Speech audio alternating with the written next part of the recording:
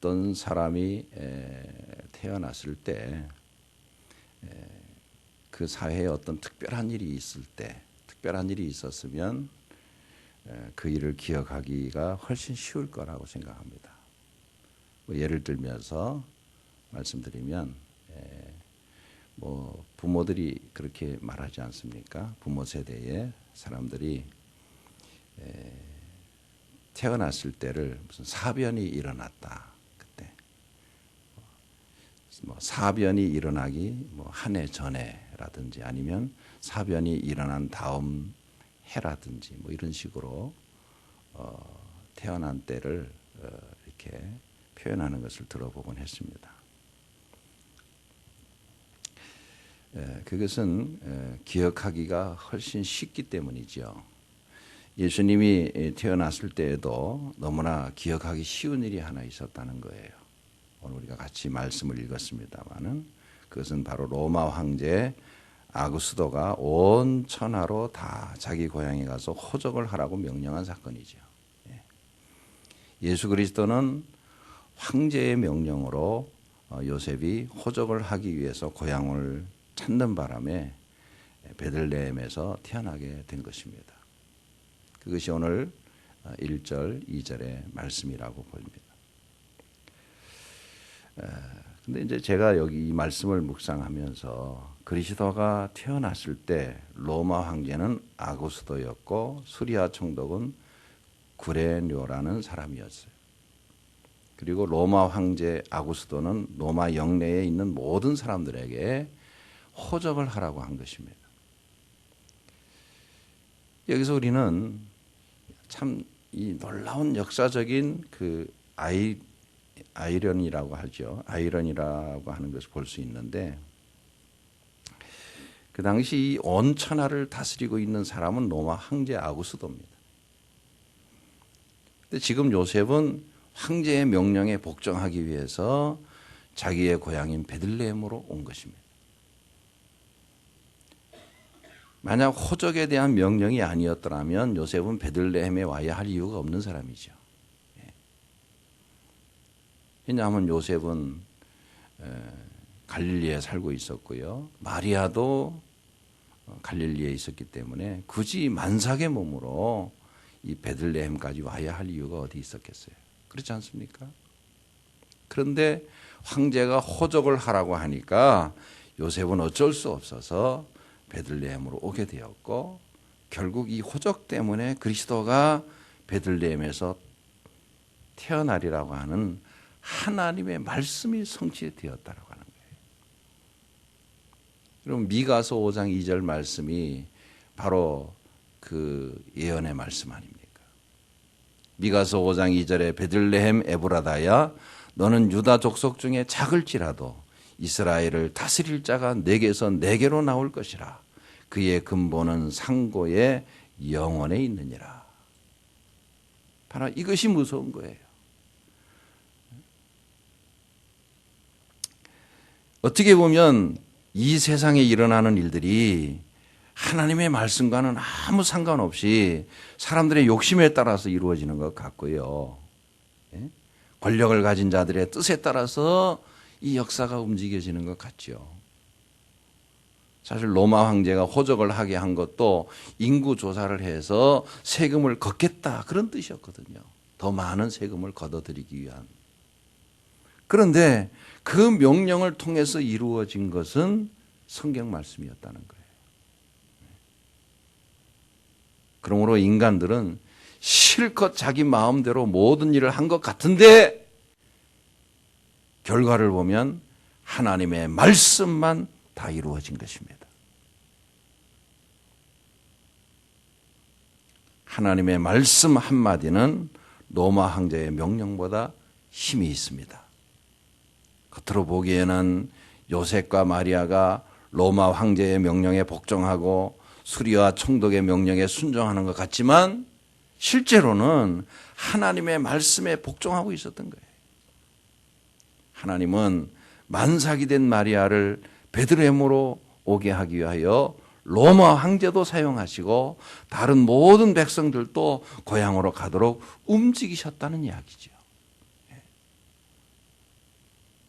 그래서 우리는 역사를 움직이는 본부가 어디인가를 알아야 합니다. 역사를 움직이는 본부는 권력에 있는 것이 아닙니다. 이 대한민국의 역사가 소용돌이를 치고 세계의 모든 권력자들이 그 세상을 요동치게 하는 일들을 자행하기도 하고 합니다마는 역사를 움직이는 본부는 결국 그 권력에 있는 것이 아니다. 오히려 그 위에 있는 권력, 즉 하나님의 말씀에 의하여 이루어지는 것이다. 할렐루야. 그거예요. 그래서 예수님이 하신 말씀이 뭡니까? 마태복음 5장 18절에 천지가 없어지기 전에는 율법의 1.1획이라도 반드시 없어지지 아니하고 다 이루리라 말씀하신 거예요. 문제는 눈앞에 하나님의 말씀을 두고도 그 말씀의 의미를 잘 모르는 거죠. 세상의 모든 것이 이 말씀에 담겨 있어요. 하나님의 말씀은 이 세상에 대한 하나님의 생각이고 하나님의 계획인 것입니다. 그래서 하나님의 말씀을 거스르고 사는 사람은 실컷 자기 인생을 산 것처럼 보이지만은 하나님의 뜻만 이루어 망하게 되는 거예요. 반면에 하나님의 말씀을 붙들고 사는 사람은 헤매는 것 같은데 나중에 보면 모든 좋은 축복은 다 쥐고 있는 거예요. 금년 한 해 말씀 붙들고 사시기를 바랍니다.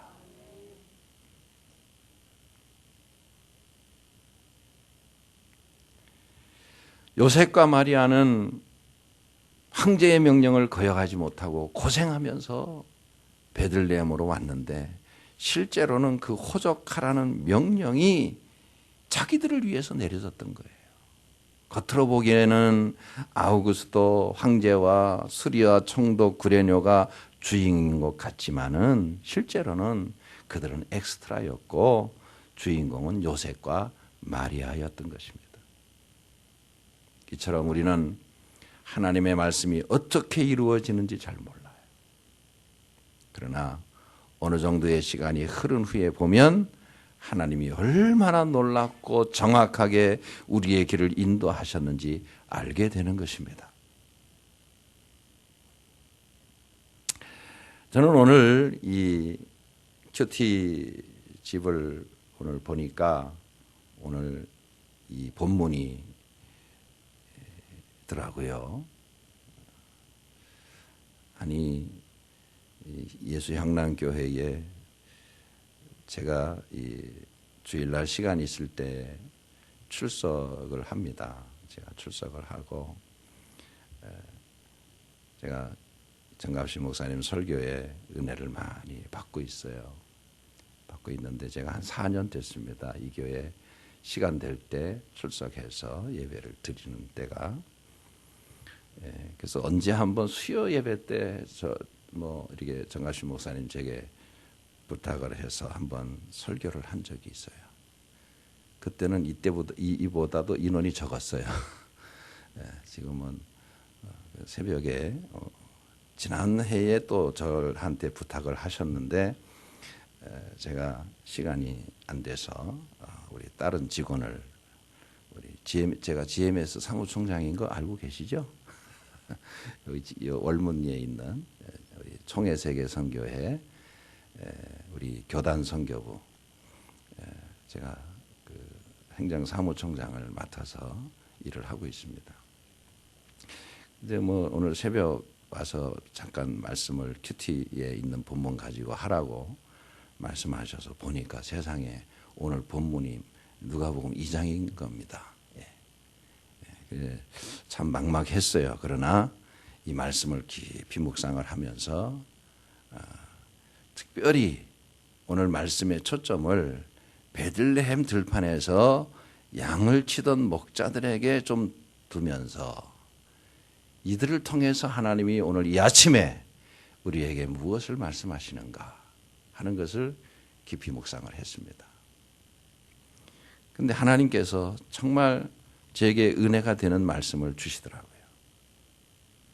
여러분도 함께 이 베들레헴 들판에서 양을 치던 목자들을 통해서 우리가 신앙생활을 어떻게 해야 할 것인가, 금년 안에 하나님이 들려주시는 음성을 함께 듣는 그런 시간이 될 수 있기를 바랍니다. 여러분 15절 한번 보십시오. 15절 우리 같이 다시 한번 읽도록 하겠습니다. 15절입니다. 시작. 천사들이 떠나 하늘로 올라가니 목자가 서로 말하되 이제 베들레헴까지 가서 주께서 우리에게 알리신 바 이 이루어진 일을 보자 하고, 이 천사들이 떠나라는 말씀으로 시작하지요. 이 베들레헴 목자 사건을 다루면서.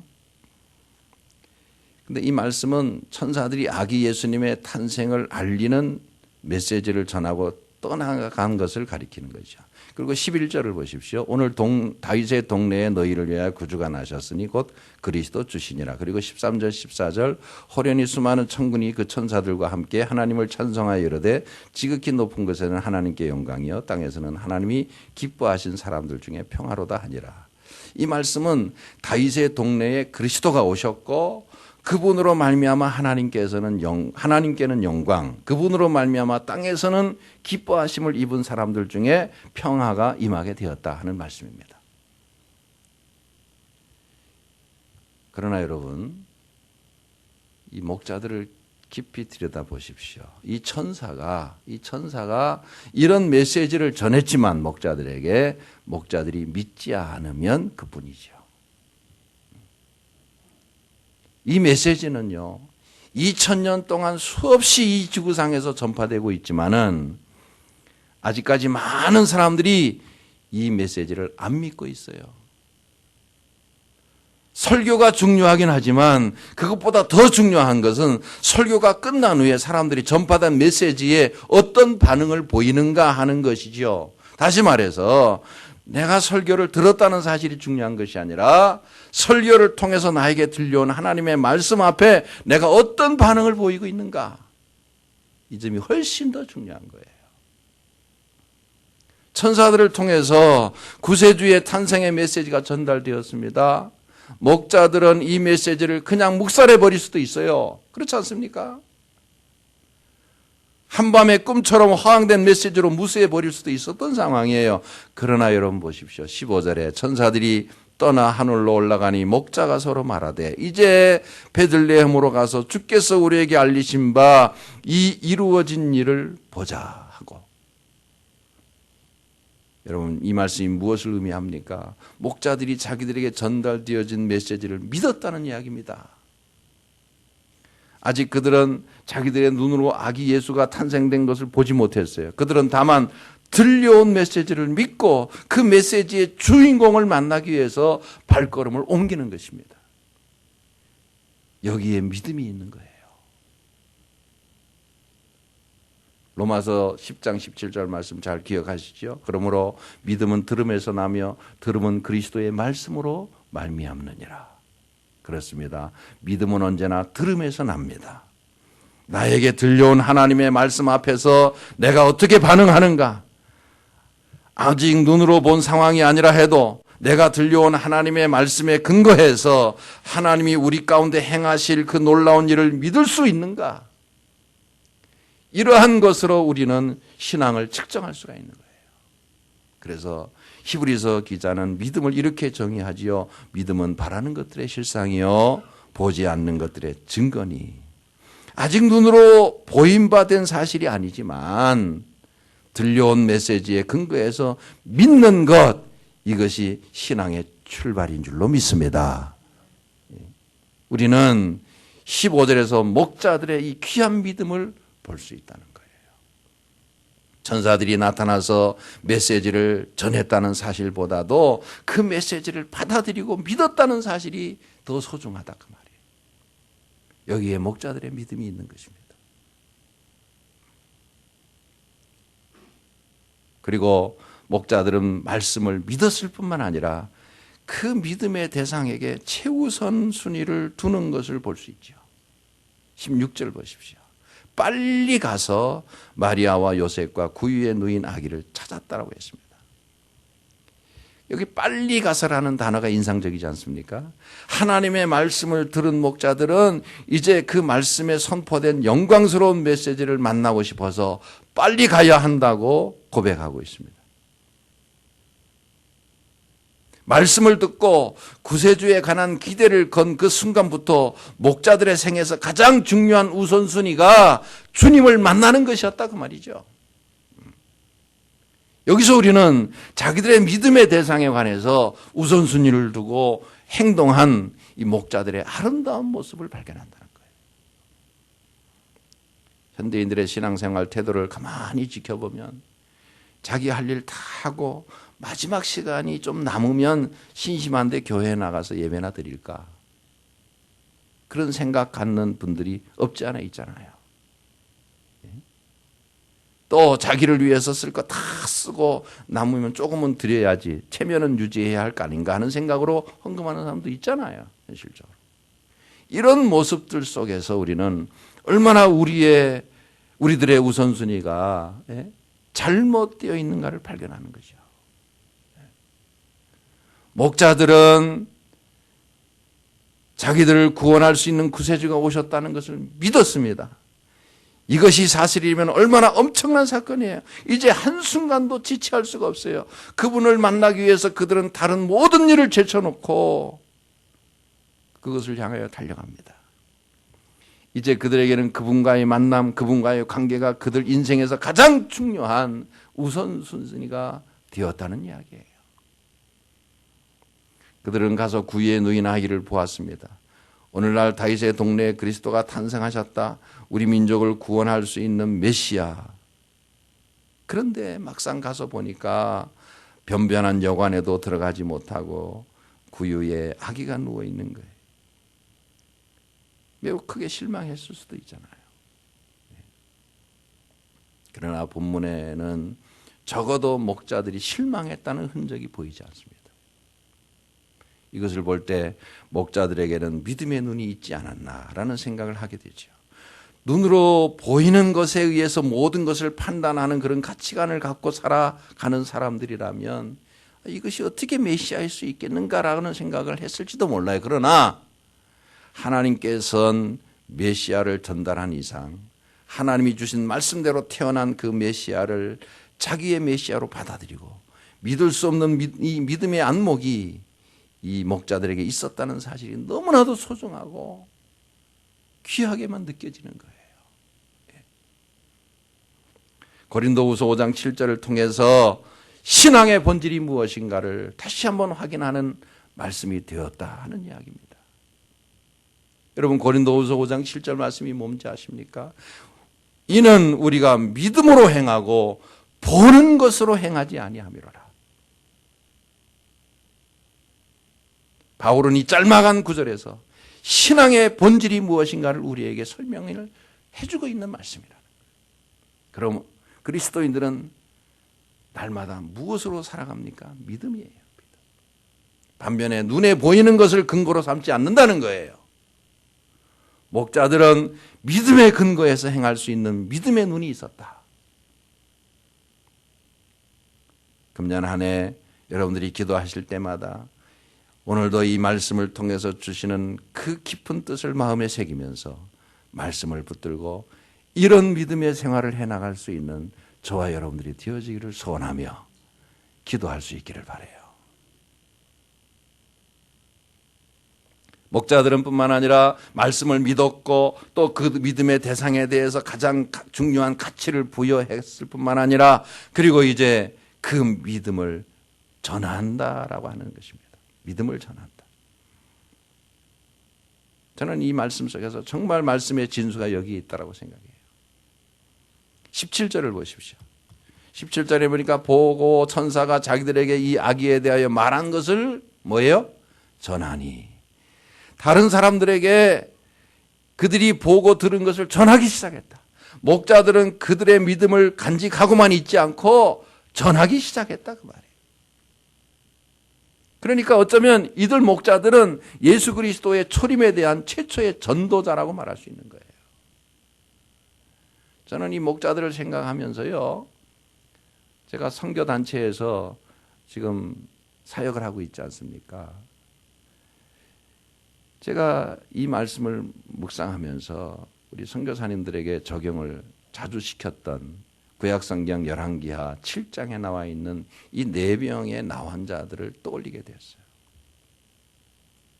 사마리아 성문 어귀에 있던 이 4사람의 나환자가 사람들이 다 굶어 죽어가는 때에 하나님의 기적으로 그 성 안에 양식이 가득 쌓여 있는 놀라운 광경을 보았습니다. 이 놀라운 사건을 발견하고 나서 이 4명의 나병 환자들이 뭐라고 말했습니까? 오늘은 이 아름다운 소식이 있는 날인데 우리가 잠잠하고 있다면 이것은 얼마나 커다란 죄악인가. 모든 사람들을 먹일 수 있는 양식이 있다는 사실을 발견한 것, 이것은 얼마나 위대하고 아름다운 소식이냐 이 말이에요. 그런데 만약 우리가 잠잠하고 있다면 이것은 얼마나 큰 죄악이냐. 만민을 구원할 수 있는 구세주가 오셨습니다. 사람들의 삶을 바꿀 수 있는 놀라운 주님이 오셨습니다. 그 주님은 나의 삶을 바꾸셨고 내 삶의 소망이 되셨습니다. 이것이 참으로 사실일진데 우리가 잠잠하고 있다면 우리에게 화가 있을 것입니다. 바울이 그런 이야기를 했잖아요. 만일 복음을 전하지 아니하면 내게 화가 있을 것이미로다. 이 목자들은 놀라운 구세주를 발견하고 그리고 나서 너무 기뻐서 잠잠할 수가 없어요. 그래서 구세주를 전하기 시작했다. 저는 사실 진정한 의미에서 전도하지 않는 사람들의 신앙을 근본적으로 의심합니다. 복음을 전하고자 하는 진정한 의욕이 없다면, 만나는 사람들에게 구원의 소식을 전하고 싶은 의지가 전혀 없다면 그가 과연 그리스도인일까요? 어떻게 잠잠할 수 있단 말입니까? 복음으로 구원받고 영원한 생명을 얻어서 자신의 삶과 가치관이 완전히 뒤바뀌는 큰 놀라운 은혜 속에 들어간 사람들이 어떻게 잠잠히 있을 수가 있습니까?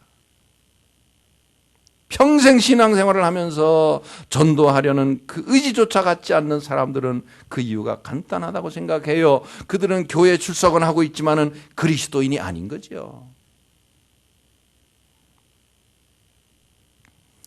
우리가 세상에서 조금만 신나는 경험을 해도 그것을 누군가에게 말하고 싶어서 견디지 못하잖아요. 그런데 복음은 어떤 소식입니까? 하늘과 땅을 움직일 수 있는, 사람들의 영원한 운명을 바꿀 수 있는 놀라운 소식인 줄로 믿습니다. 그래서 복음인 거죠. 이 소식을 듣고 주님을 발견한 사람이라면 어떻게 잠잠할 수가 있어요? 목자들은 복음을 전했습니다. 마지막 결론입니다. 20절 다 같이 읽겠습니다. 시작. 목자들은 자기들에게 이르던 바와 같이 듣고 본 그 모든 것으로 인하여 하나님께 영광을 돌리고 찬송하며 돌아가니라. 목자들은 만민을 구원할 수 있는 구세주가 오셨다는 위대한 사실로 인하여 하나님께 영광을 돌렸습니다. 무엇으로? 찬양입니다.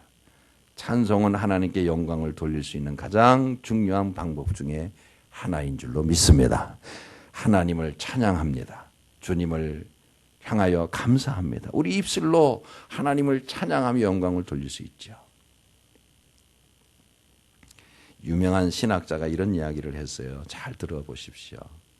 참된 신앙은 신앙의 체험에서만 우러나온다.